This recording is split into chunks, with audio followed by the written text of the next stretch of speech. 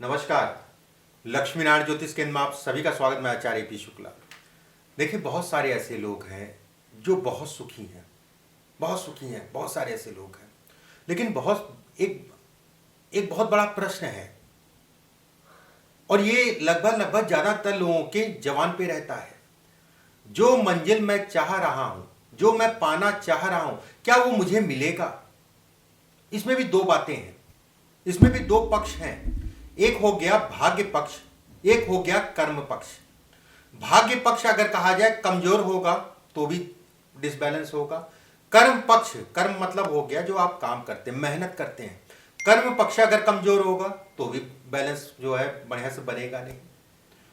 मैं ये कहूंगा दोनों को बराबर रखिए। अगर भाग्य पक्ष कमजोर है तो अपने कर्म को बढ़ाइए, अपने कर्म को बढ़ा दीजिए। एक चीज और यहां मैं कहना चाहूंगा, कदम बढ़ाते रहिए, कर्म करते रहिए। सही दिशा में कर्म करेंगे तो कहीं ना कहीं परमात्मा आपकी जरूर सुनेगा। दिशा बस सही हो, जो समाज के अंतर्गत आती हो। कुछ ऐसी रेखाएं मैं बताऊंगा, या फिर कह लीजिए ऐसे समझ लीजिए, भाग्य रेखा से संबंधित कुछ ऐसी रेखाएं मैं बताऊंगा जिसको ध्यान से देखिएगा। अगर ये रेखा है तो निराश मत होइएगा, कर्म को अपने बढ़ा के चलिएगा, परमात्मा आपकी जरूर सुनेगा, उसमें कोई दो राय नहीं है।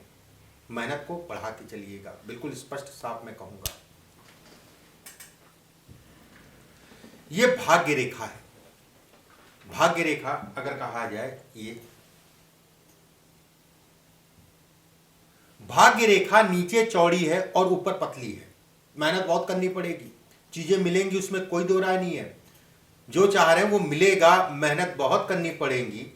और जीवन रेखा से अगर दूर है, स्वतंत्र है, उसके बाद मोटी हो रही है, तो आर्थिक स्थिति अगर कहा जाए अच्छी समय के अनुसार जो है, मेहनत के अनुसार जो है होगी। शुरुआत में मैंने कहा था भाग्य पक्ष और कर्म पक्ष बैलेंस बना के चलिएगा, ये चीजें आपको बढ़ेंगी। धन के लाभ को दिखाता है। विवाह से संबंधित चीजों में थोड़ा सा दिक्कतें आएंगी, लेकिन चीजें ठीक हो जाएंगी।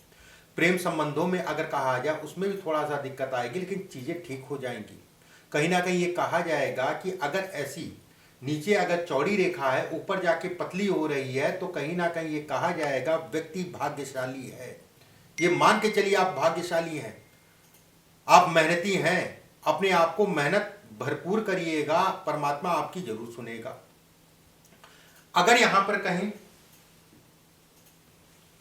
जीवन रेखा से भी रेखा निकले, जीवन रेखा से भी रेखा निकले, उसके साथ में रेखा हो, तो इसका मतलब ये कहलाएगा कि कहीं ना कहीं जो है चीजें खराब होती हुई दिखाई दे रही हैं। लेकिन दोहरी भाग्य रेखा होने के कारण व्यक्ति भाग्यशाली है, व्यक्ति का भाग्य जो है बढ़ेगा, चीजें उसको मिलेंगी और कहीं ना कहीं समय से मिलेगी। इसका अवरोध, इसकी खामियां, इसकी समस्याएं इस रेखा ने अपने अंदर ले लिया। उत्तम भाग्य रेखा को यह दर्शाता है, ऐसा भी आप समझ सकते हैं। भाग्य रेखा कितनी भी अच्छी हो, ठीक है, भाग्य रेखा बहुत अच्छी है, अगर शुक्र का क्षेत्र बहुत ज्यादा उठा है, ये हिस्सा जो है बहुत ज्यादा उठा है, तो भी कहा जाएगा जीवन में व्यक्ति सफल होगा, उसमें कोई दो राय नहीं है। और खासकर अगर मैं कहूं तो 42 वर्षों की आयु के बाद भाग्य रेखा मान लीजिए जो है कटी फिटी नहीं है, टूटी नहीं है, और शुक्र का हिस्सा बहुत ज्यादा उठ गया है, अगर ये सामान्य है तो कहना ही क्या, खूब मिलेगा, भर भर के मिलेगा, उसमें कोई संदेह नहीं है, किसी प्रकार का कोई त्रुटि नहीं है। अगर उसके साथ शुक्र का क्षेत्र काफी उठ गया तो 42 वर्षों तक का जो है मेहनत करनी पड़ेगी, उसके बाद चीजें आपको मिलेंगी। और इस 42 वर्षों की आयु तक का ऐसा नहीं है कि चीजें खराबी होती रहेंगी, ऐसा कुछ नहीं है। उस हिसाब से चीजें बनने में देर लगेगा, उस हिसाब जिस हिसाब से आप मेहनत कर रहे हैं उस हिसाब से परिणाम मिलने में थोड़ा सा कमी आएगा। अब शुक्र का क्षेत्र कैसे हम समझें कि ये अच्छा कितना उठा होना चाहिए। देखिए, जब ऐसे आप करेंगे, ठीक है, ये आप जब करेंगे तो ये हिस्सा जो है इनके मुकाबले, ये इसके मुकाबले जो ये माउंट होते हैं, इसके मुकाबले अगर ये ज्यादा उठा है तो मान के चलिए जो है शुक्र का हिस्सा ज्यादा उठा है।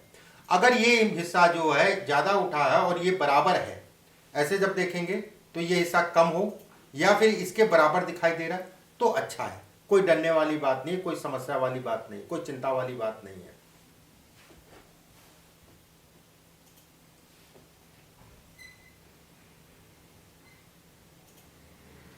अगर द्वीप का चिन्ह बन रहा हो, अगर हाथ में द्वीप का साइन बने तो उसका क्या मतलब है?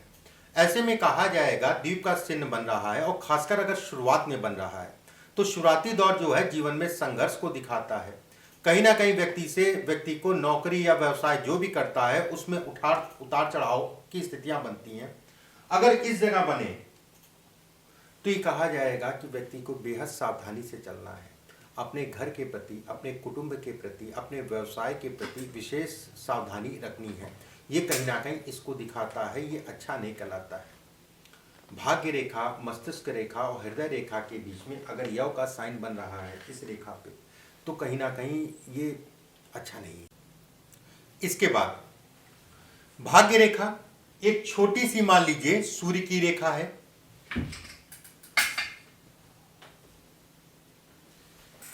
भाग्य रेखा स्पष्ट साफ है, छोटी सी सूर्य की रेखा है। शनि का दूसरा पर्व मतलब पहला पर्व, दूसरा पर्व, तीसरा पर्व। शनि का दूसरा पर्व लंबा है। गुरु का हिस्सा, ये गुरु का हिस्सा जो है बहुत ज्यादा उठा ना हो। ऐसे में कहा जाएगा व्यक्ति खूब धन कमाएगा, और धन तो कमाएगा, धन उसके पास रुकेगा भी, धन उसके पास बचेगा भी, धन का वो संचय भी करेगा। कहीं ना कहीं जो है धार्मिक कार्यों में भी धन का व्यय करेगा, खर्च करेगा, धर्म कर्म से संबंधित कार्य।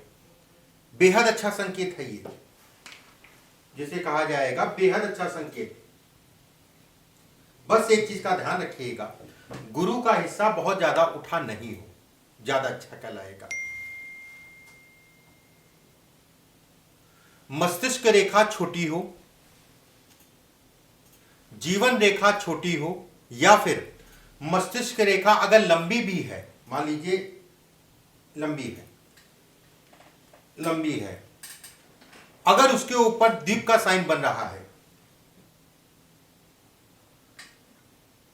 अगर छोटी है और अगर लंबी भी है, अगर लंबी है तो उसके ऊपर द्वीप का साइन बन रहा है, इसका क्या मतलब है? ऐसे में कहा जाएगा कि भाग्य रेखा कितनी भी स्पष्ट साफ हो, कितनी भी अच्छी हो, अगर जीवन रेखा, मस्तिष्क रेखा शॉर्ट है, छोटी है, या फिर अगर लंबी भी है तो उसके ऊपर द्वीप का साइन बन रहा है, तो भी कहा जाएगा व्यक्ति को जीवन में सफलता थोड़ा सा लेट मिलेगी। ऐसे लोग अगर कहा जाए 46 वर्ष की आयु, 52 वर्ष की आयु, 58 वर्ष की आयु में विशेष सफलता पाते हैं। 46 वर्ष, 52 वर्ष, 58 वर्ष की आयु में विशेष सफलता पाते हैं।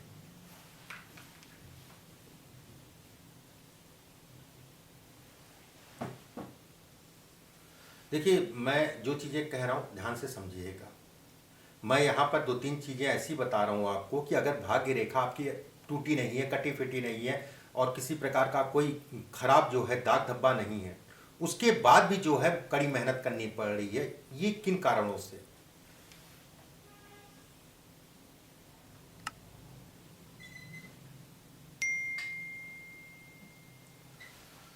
भाग्य रेखा स्पष्ट साफ है और कहीं ना कहीं ज्वाइंट जो है दूर से है।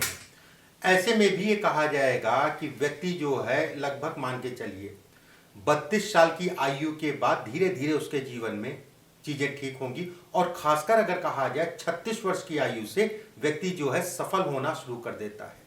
36 वर्ष की आयु से लेकर 42 वर्ष की आयु तक का व्यक्ति अच्छी सफलता पाता है। एक चीज का ध्यान रखिएगा, जब कोई काउंटिंग होती है, ठीक है, कोई भी काउंटिंग है, बहुत बड़ी चीज मैं बता रहा हूं, ध्यान से समझिएगा। जैसे हमें उम्र निकालनी है तो नीचे से हम शुरू करते हैं उम्र निकालना, ऊपर से नहीं, नीचे से शुरू करते हैं उम्र निकालना।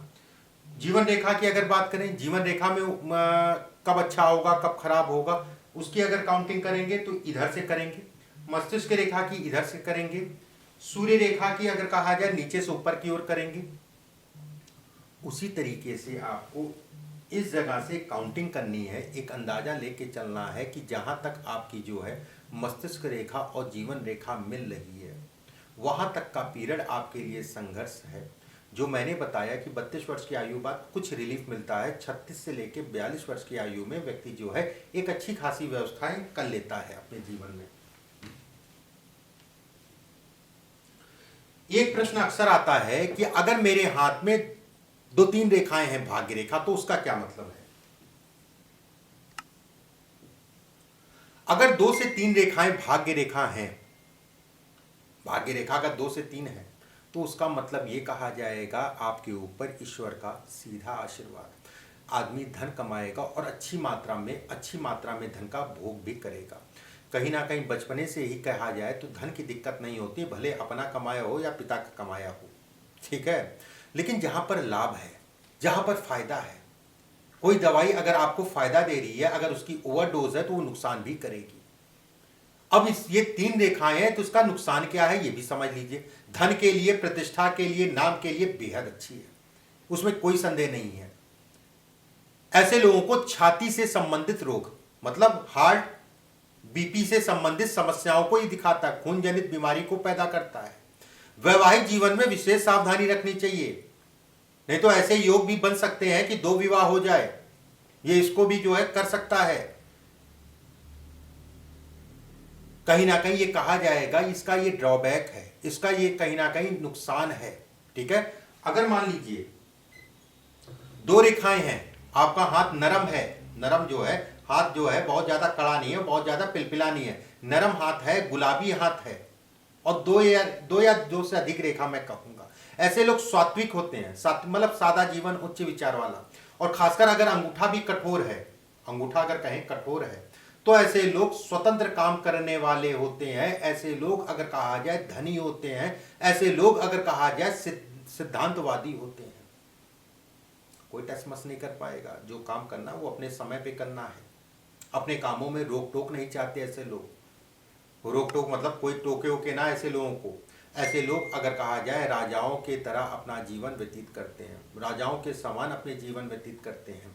अगर अंगूठा लंबा है, अंगूठा अगर कहा जाए लचीला है, ठीक है, जैसे कठोर मैंने बताया कि 2 से 3 रेखाएं, अंगूठा कठोर है, तो ये चीजें अगर अंगूठा आपका लचीला है तो ये कहा जाएगा कि विशेष दयालु स्वभाव के होते हैं। ऐसे लोगों को मंदिर जरूर बनवाना चाहिए, और मंदिर का निर्माण ऐसे लोग जरूर करते हैं। देख लीजिएगा अपने हाथ में आप, या लोगों के हाथ में देख लीजिएगा जिनकी 2 रेखाएं हैं, हाथ का अंगूठा अगर कहा जाए लचीला है, उनके दिमाग में हरदम घूमता रहेगा कि मुझे एक मंदिर बनाना है, मंदिर बनाना। और खासकर मंदिर अगर कहा जाए तो बजरंग बली का बनाना है, या फिर दुर्गा जी का बनाना है।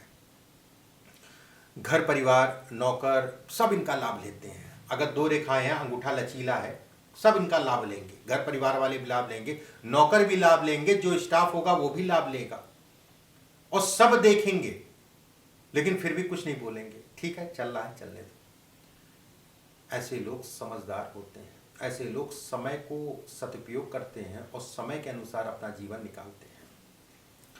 वीडियो को ज़्यादा से ज़्यादा शेयर जरूर कर दीजिएगा, ज़्यादातर लोगों तक इसको पहुंचाइए। ये एक अद्भुत ज्ञान है और ज़्यादातर लोग जो है इसको समझ सकें। परमात्मा आप सभी को स्वस्थ रखे, सुरक्षित रखे। फिर मिलेंगे अगले वीडियो में, अभी के लिए बस इतना ही। नमस्कार।